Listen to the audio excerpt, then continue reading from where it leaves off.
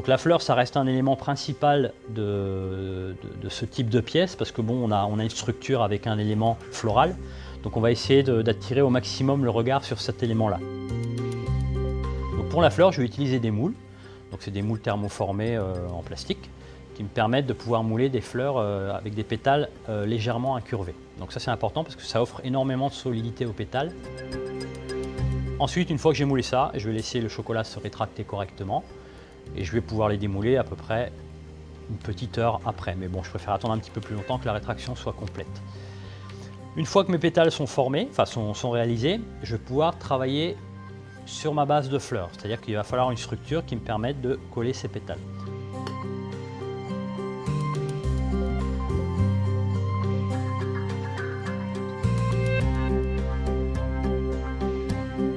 Donc pour ça, je vais prendre un petit fond de chocolat qui sera moulé soit sur une demi-sphère ou sur un moule légèrement sphérique.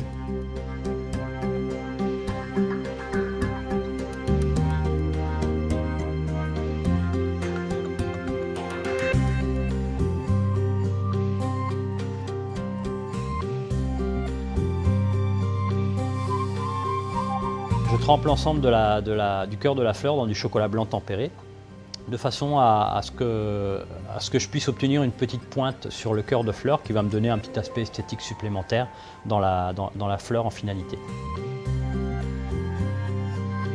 Ensuite, pour le montage de la fleur, je prends mes pétales un par un, je mets un peu de chocolat à la base de mon pétale et je le colle en faisant refroidir le chocolat assez rapidement à l'aide d'une bombe de froid, de façon à accélérer la cristallisation et pouvoir obtenir un collage rapide. Et là, je vais monter ma fleur de façon progressive en essayant de garder une régularité au niveau du montage des pétales, de façon à avoir une fleur qui soit relativement homogène, mais pas trop mécanique non plus. J'essaie d'éviter une fleur trop régulière. Donc une fois que la fleur est montée, je vais pouvoir procéder à la coloration. Donc je commence par le blanc, donc là je prends un beurre de cacao coloré en blanc et que je vais appliquer à l'aide d'un pistolet et d'une bombe de froid, de façon à obtenir un effet velours léger sur le cœur de la fleur qui va mieux faire ressortir la couleur par la suite. Donc ensuite j'applique mon rose sur le centre de la fleur, dans le cœur, en procédant à dégrader vers l'extérieur.